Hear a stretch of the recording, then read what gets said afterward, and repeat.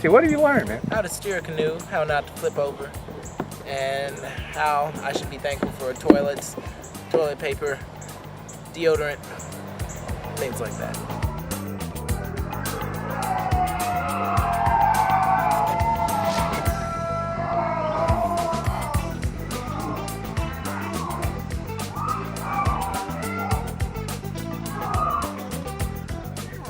Oh, we're rafting today. Yeah, it's gonna be fun. We're canoeing. We're canoeing, lady. Hi.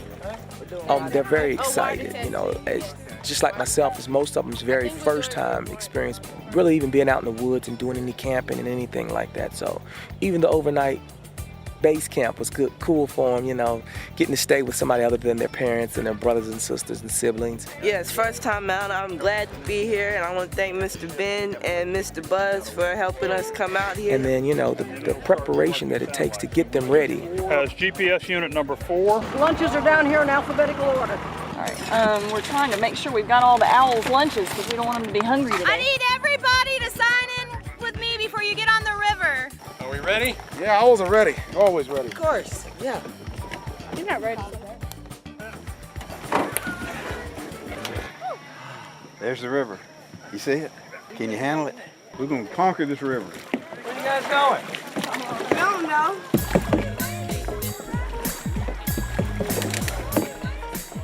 It's great. We enjoy them having a good time, and they enjoy going down the river and talking to each other and kidding each other about who's paddling better than somebody else. They're learning. I mean, you know, when you get 11 canoes full of kids who have never been on the river before, and they can each kid the others thinking that they're doing something a little bit better maybe than somebody else, but it shows that they're gaining some self-reliance, and they're also gaining a little bit of self-esteem, which is, for an inner city kid, something that can be really tough to come by. Everybody's having fun. It's been learning. It's been some challenges, but a lot of fortitude and resilience in this group and kids, and the whole team here actually, Battle Georgia.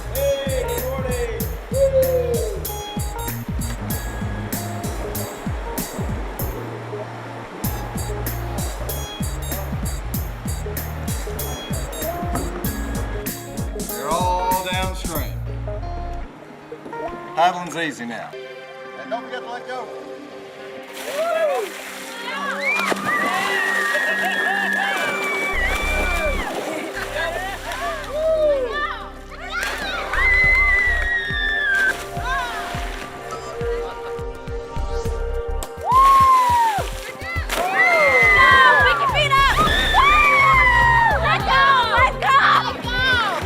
Crazy girl.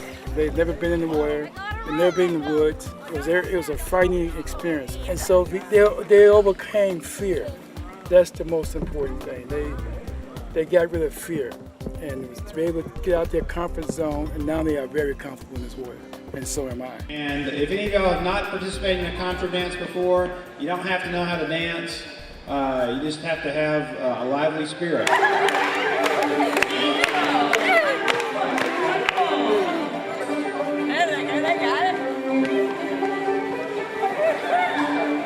Let's scoot up a little bit. Y'all be the next top couple. Oh yeah. Gents, move up one. That's fine. Right hand round.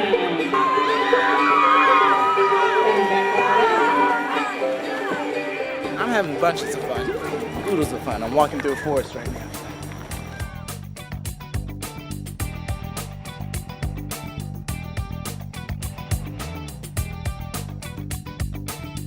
Some of these kids, the OWLS, some of these kids had hardly seen a canoe until the day that they started the trip. And I think it is a tremendous accomplishment that these kids stuck it out for 7 days, paddled 120 miles, and made it all the way. We gotta go. Peace out, yo.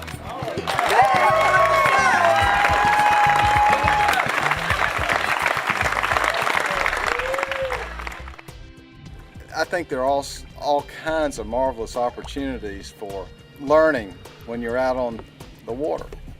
These kids a lot of times have a real problem with insignificance. When they can look at the small tributaries coming in here, the little creeks, even the little bit of rain that we had last night, and realize that something as insignificant looking as that combines to form a river, and then as they move downstream and it combines with other creeks, how it gets more and more powerful. They realize that as small as they may seem and as insignificant a part as they feel they may play, they realize that it's extremely important in the whole scheme of things.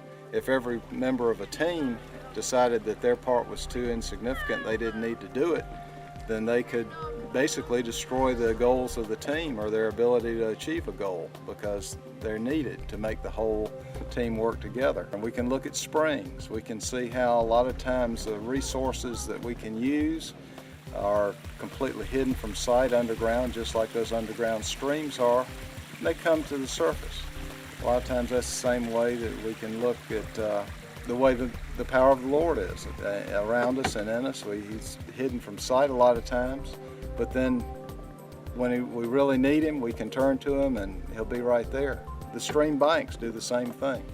Take this current, take the river where it's needed, where it'll do the most good, downstream here to the cornfields or further to the cities where the industries are using it. Same way the powers that are available to us are there when we need them, where we need them. There are a lot of parables that are always available and always being discovered by us when we're near water. And so I think that's one of the reasons we came on the Paddle Georgia trip, is to give kids not only the experience of paddling a river, which most of them have never had before, but also looking at the water and looking around them and learning a lot about life as they learn about how to meet people. They're certainly going to meet a lot of people. We've got 21 total on this trip, and there are 270 or 300 out here all together on the river. So they'll have lots of opportunity to develop some social skills there. They'll meet new friends. That's something that's very difficult a lot of times to do in the neighborhoods they come from. They'll learn about the importance of showing some responsibility for taking things out of the river, and every time they do something that shows that they can be given a task, that they can accept that responsibility and they can accomplish the task, that's going to make it that much easier for them to discuss things like that when they go try to apply for a job, or they try to write an interview to go on to school, or whatever they're trying to impress somebody with their abilities on. Let's hear it for these guys.